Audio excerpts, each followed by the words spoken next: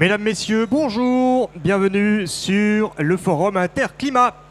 Et je suis ici avec Franck Perge. Bonjour Franck.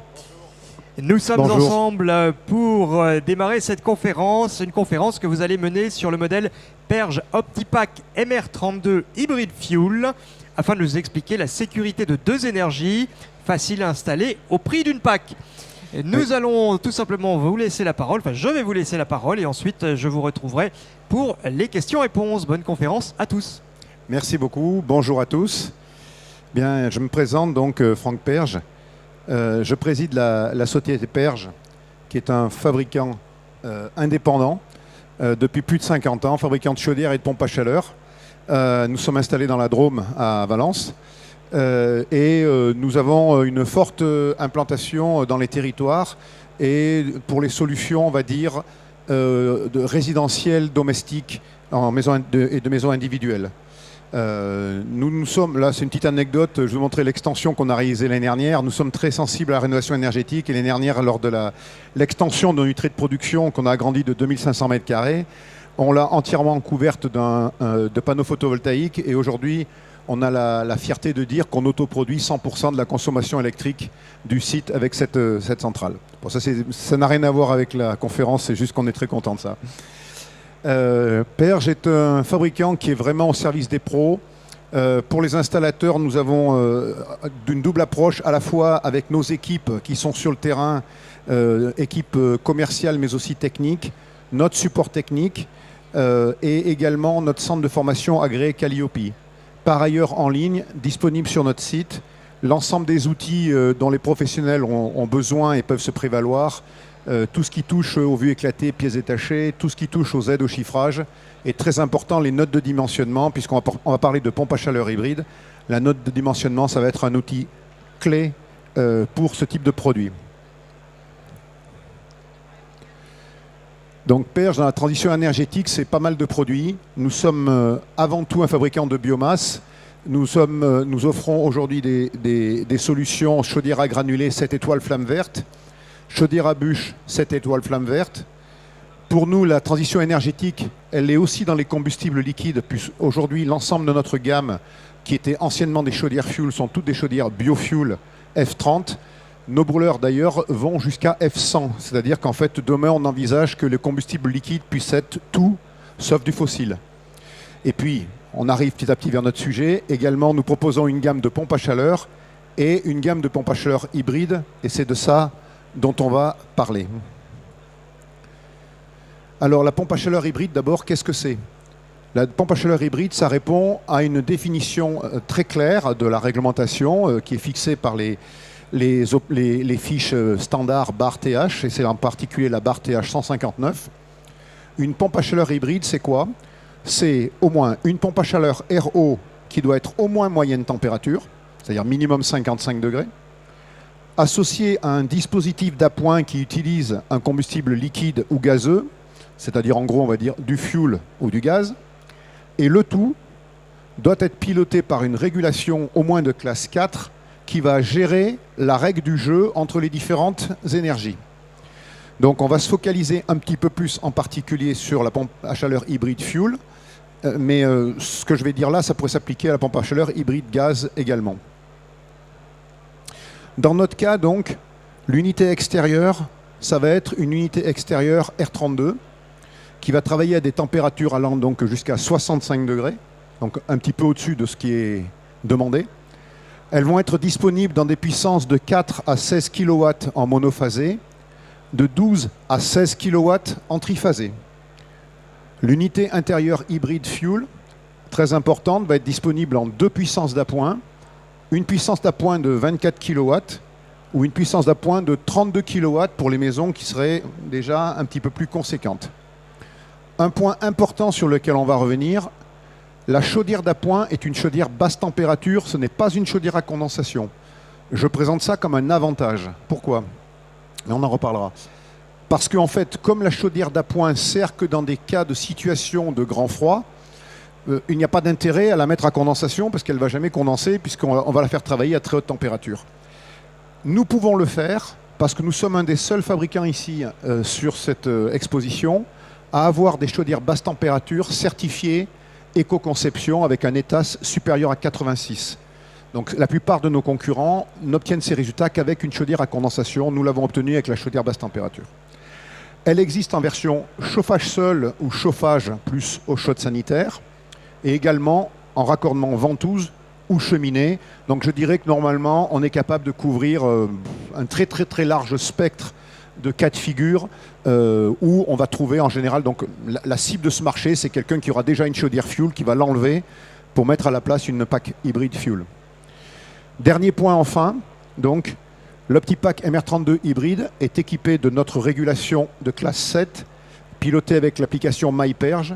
C'est une régulation connectée qui permet évidemment de piloter les appareils à distance avec que ce soit qu'on soit utilisateur ou qu'on soit un professionnel. Elles sont disponibles sur les plateformes iOS pour les appareils Apple, bien sûr, ou Google Play pour tout ce qui est Android. Quels sont les avantages de l'Hybrid Fuel?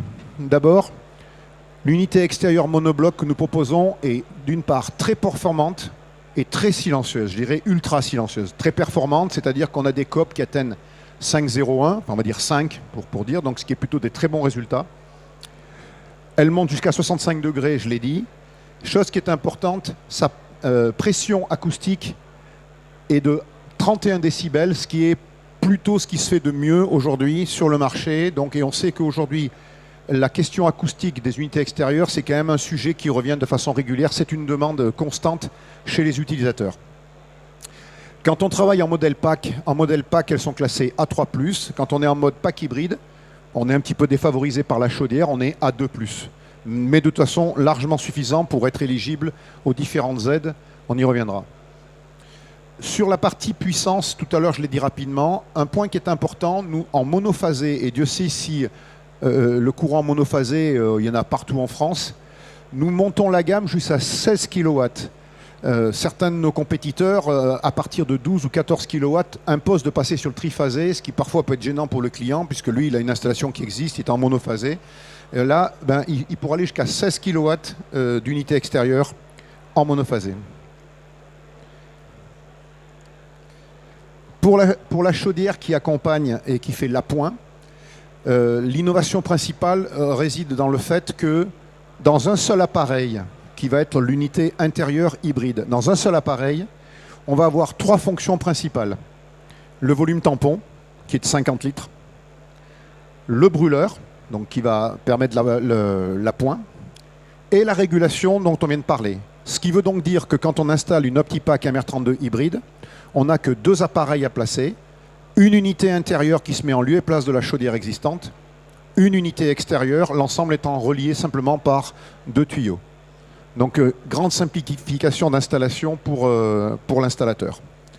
Je l'ai dit, la chaudière est basse température, 24 ou 32 kW. Elle existe en version chauffage ou eau chaude. L'eau chaude est toujours assurée par des ballons en inox et raccordement cheminée ou ventouse.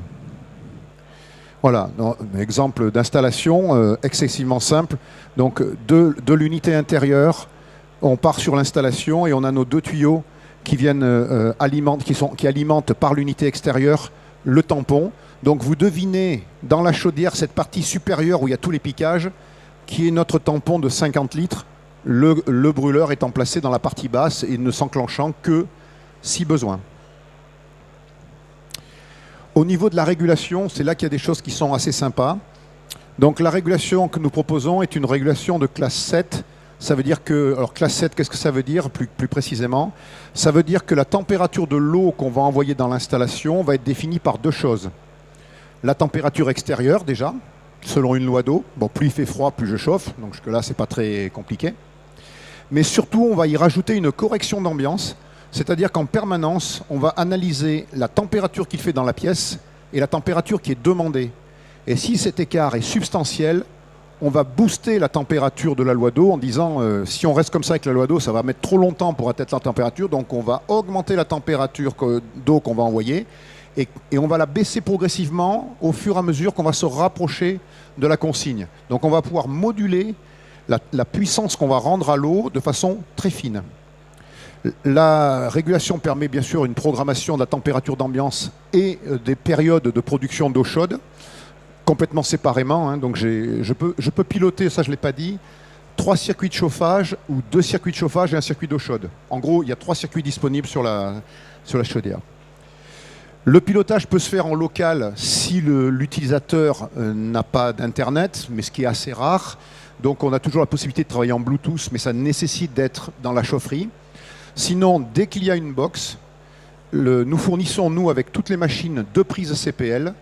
La connexion est instantanée. Au moment où on branche les prises CPL côté box, côté chaudière, il y a une routine qui s'exécute, qui s'identifie auprès du serveur et la chaudière apparaît sur le smartphone et on peut piloter. Alors, son local, et donc si je sais le faire en local, évidemment, je sais le faire même à 500 km de là.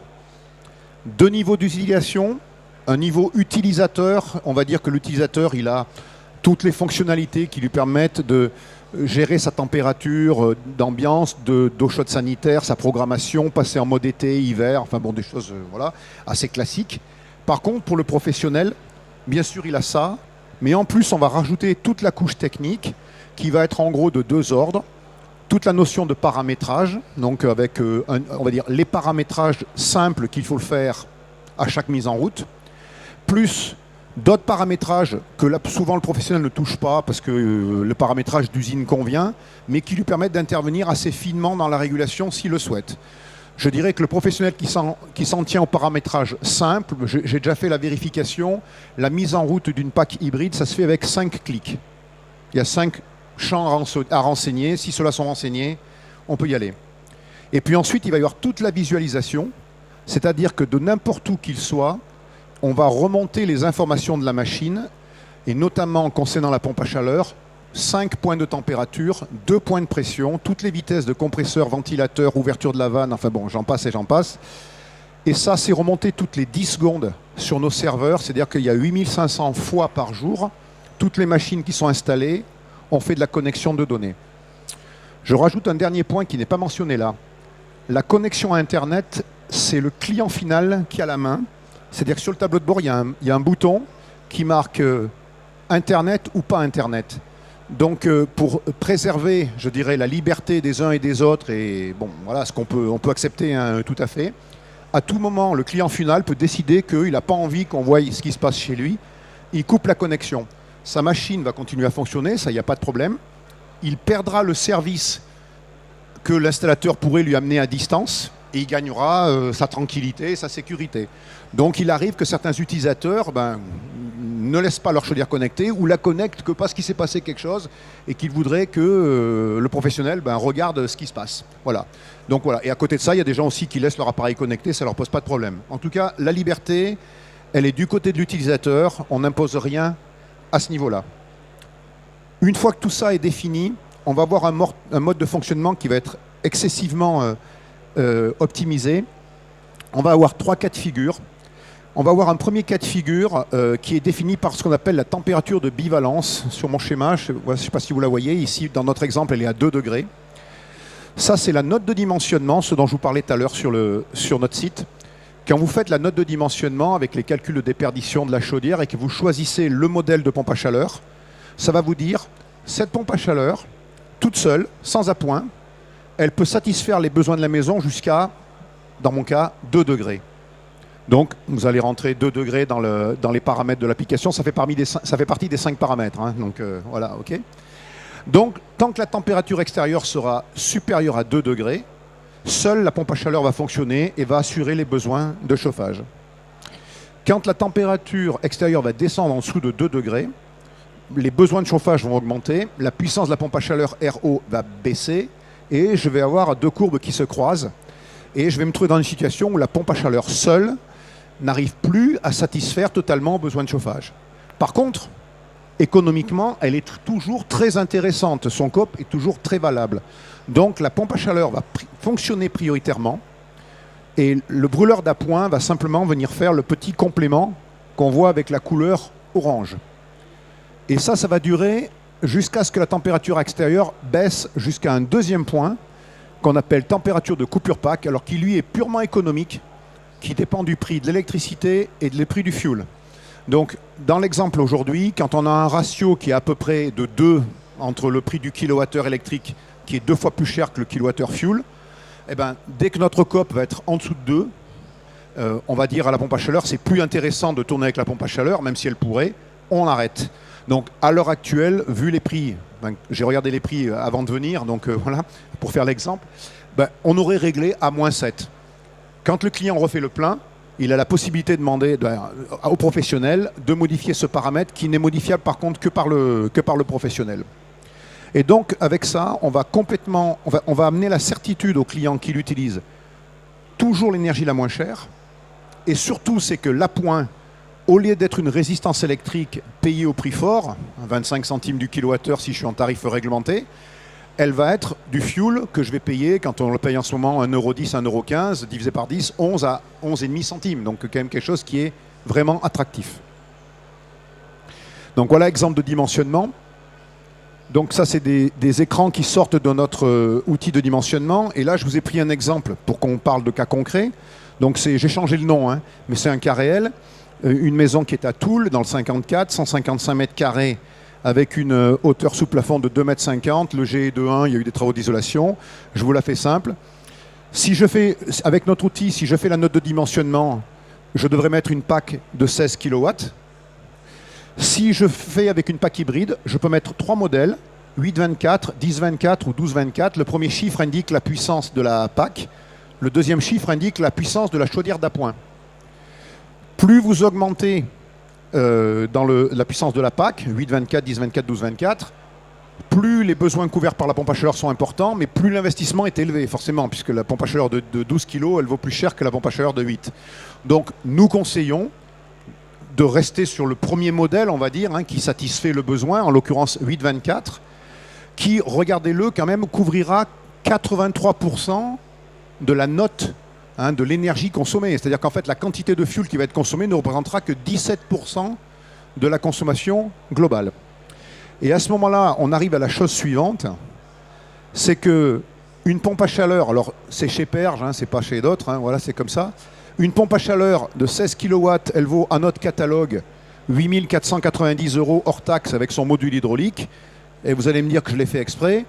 Mais une pompe à chaleur hybride fuel 8-24 en hybride fuel, pardon, elle vaut 8 440.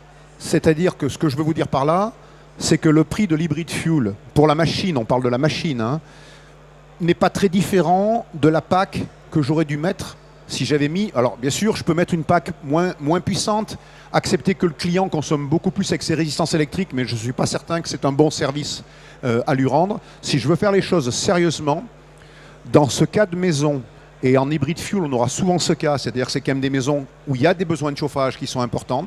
Très souvent, la pompe à chaleur hybride ne coûte pas vraiment plus cher que la PAC équivalente qui aurait satisfait le besoin du client. Je rajouterai 2 choses. Si les maisons sont encore plus grosses, la PAC n'y arrive plus. Donc là, c'est le marché qu'on peut qualifier de naturel des pompes à chaleur hybrides. C'est-à-dire que quand les besoins sont tels qu'une pompe à chaleur seule n'y arrive pas. Donc c'est le marché auquel on pense. Moi, je vais vous démontrer que des fois, il ne faut pas attendre d'aller forcément sur les très très gros besoins pour que ça soit intéressant. La deuxième chose aussi, c'est que quand vous avez une pompe à chaleur de 8 kg, au lieu de 16, il y a toutes les chances que vous n'ayez pas besoin de modifier non plus votre abonnement électrique, puisque la puissance appelée va être 2 fois moins importante. Et donc, parfois, ça peut être une solution simplement pour quelqu'un de mettre une pompe à chaleur en ayant un abonnement classique de 6 ou 9 kW qui peut suivre sans avoir besoin de passer à 12 kW. Voilà, ça c'était le point à ce niveau-là. Dernier point, je crois, si je ne me trompe pas dans la présentation, les pompes à chaleur hybride fuel, comme les pompes à chaleur, sont éligibles aux aides à la transition énergétique. Et d'ailleurs, elles sont éligibles au même montant d'aide. C'est simplement, au lieu d'être le bar TH 171 pour les pompes à chaleur RO, c'est le bar TH 159 pour les pompes à chaleur hybrides. Les montants alloués par MaPrimeRénov' et par le C2E sont identiques. Cas particulier du C2E, là je prêche pour ma paroisse, dans le cadre du partenariat que nous avons avec EDF, et jusqu'à la fin de l'année, ça durera peut-être l'année prochaine, mais en tout cas pour l'instant jusqu'à la fin de l'année, la prime C2E de 2500 à 4000 €, est boosté avec EDF pour nos pompes à chaleur hybrides de 3800 à 5300. Voilà, je suis à votre disposition pour les questions. J'ai fait mes 20 minutes. Merci beaucoup. Nous avons évidemment le temps de prendre des questions et des remarques. Alors de mon côté j'en aurais parce que je ne suis pas professionnel du chauffage ni non plus professionnel de l'installation, bien au contraire. Simplement, je voyais que sur votre dispositif hybride, il y avait un ratio qui était donné par rapport à des températures extérieures où, en fonction du kilowattage distribué par la pompe à chaleur, eh bien, le relais se faisait de manière automatique. Et vous disiez que c'était justement un critère qu'à l'usine, vous aviez la possibilité de modifier. Même le professionnel. Hein. Même le professionnel peut le faire. Oui. D'accord. Oui. À ce moment-là, quels sont les critères sur lesquels s'appuie justement cette décision de réglage? Alors, le point de bivalence, vous n'avez pas beaucoup de marge de manœuvre parce qu'il est défini par la machine.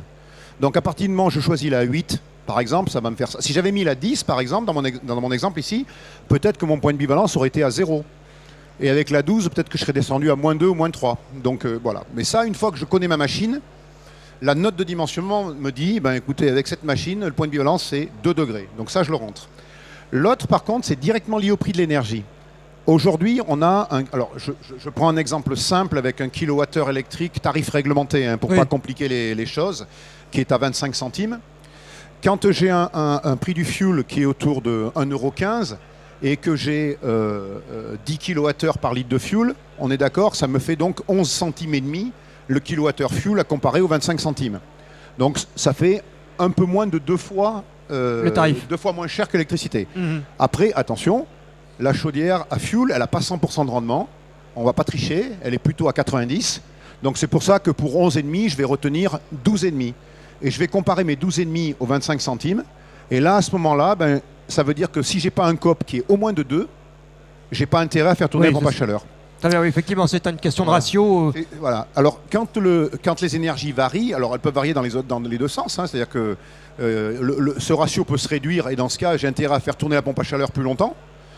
Ou je peux avoir au contraire un ratio qui augmente, c'est-à-dire soit par la baisse du prix du fuel, soit par l'augmentation du prix de l'électricité.